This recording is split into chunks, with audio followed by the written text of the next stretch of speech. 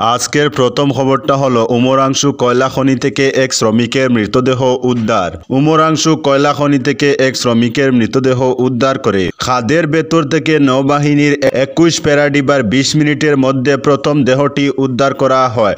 Social মিডিয়ায় মুখ্যমন্ত্রী হিমন্ত বিশ্ব শর্মা জানিয়েছেন, উদ্ধার অভিযান এখনও চলছে। সেনাবাহিনী ও এনডিআরএফ সদস্যরা উদ্ধার অভিযান চালাচ্ছেন। তথ্য অনুযায়ী উদ্ধারকারী দল গর্তের গভীরে যাওয়ার প্রস্তুতি নিচ্ছে।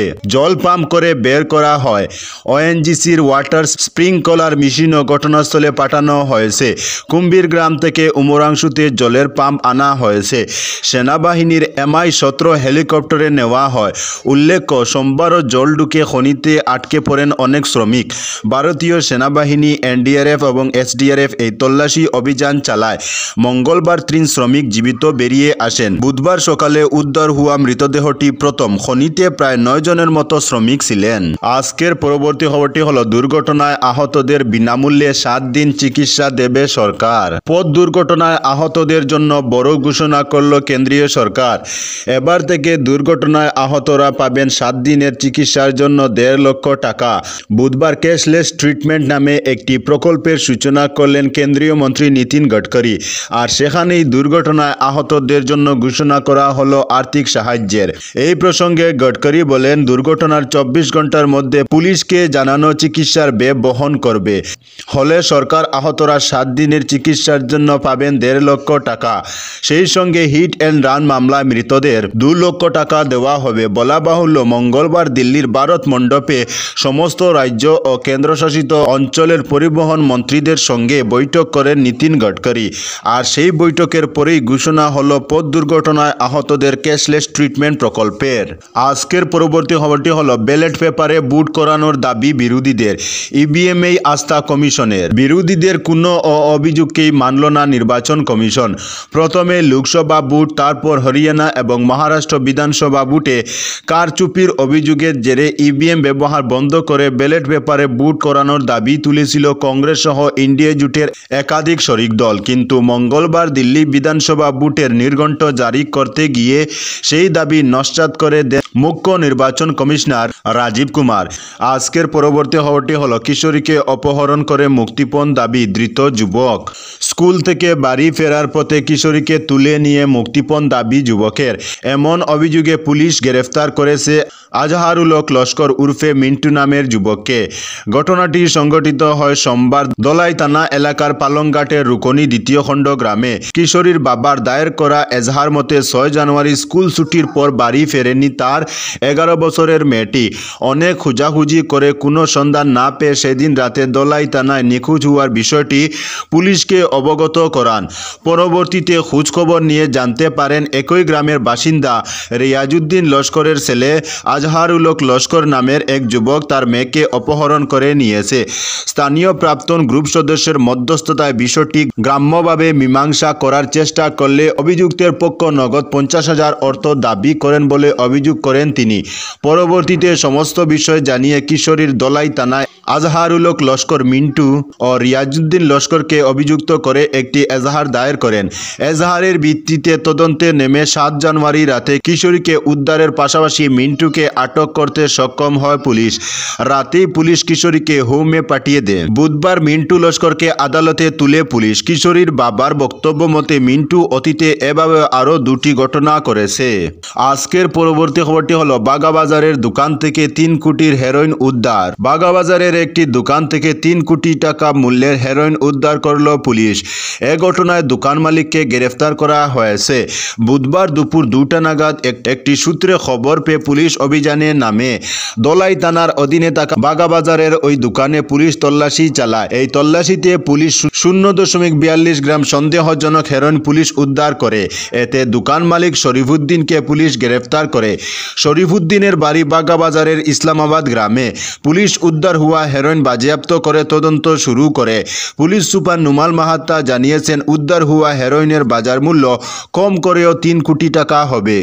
আজকের পরবর্তী খবরটি হলো, পাকিস্তান পাকিস্তানে একই দিনে 6 বোনের সঙ্গে 6 ভাইয়ের বিয়ে মানেই আলোচনায় তাকে বরকনে। ওই দিন তারাই রাজারানী, সকলের নজর থাকে তাদের উপর, কিন্তু তাই বলে 6 বোনকে বিয়ে করলো 6 ভাই। সম্প্রতি সামাজিক মাধ্যমে জ্বর তুলেছে পাকিস্তানের বিয়ের একটি ভাইরাল ভিডিওটিতে দেখা যায় 6 জন ভাই একদিন বর বেশে কনের বাড়ি উপস্থিত। তবে একজন কনেকে বিয়ে করতে নয়, বরং 6 জন কনে বসে অপেক্ষা করছে তাদের জন্য। একদিনে 6 ভাই ও 6 বোনের বিয়ে দেখে নেট পাড়ায় হইচই শুরু হয়েছে। এই বিয়েতে খরচ হয়েছে মাত্র 40,000 টাকা। এই অভিনব বিয়েতে উপস্থিত ছিল 100 জনেরও বেশি অতিথি। খুব একটা জাঁকজমক না হলেও সকলের মনে ছিল উল্লাস। সাধারণভাবে বিয়ের অনুষ্ঠান সম্পন্ন হয়। এই বিয়েতে কোনো যৌতুক বা পণ নেওয়া হয়নি। মেপে খরচ করা হয়েছে বিয়েতে, কোথাও এতটুকু অপ্রয়োজনীয় খরচও করা হয়নি।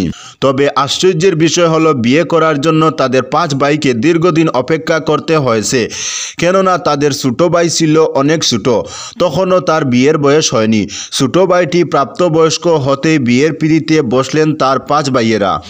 এই নিয়ে বড় ভাই পুরো বিষয়টা খুলাসা করেন। তিনি জানান, আমরা ঠিক করে ফেলেছিলাম 6 ভাই একই দিনে বিয়ে করব।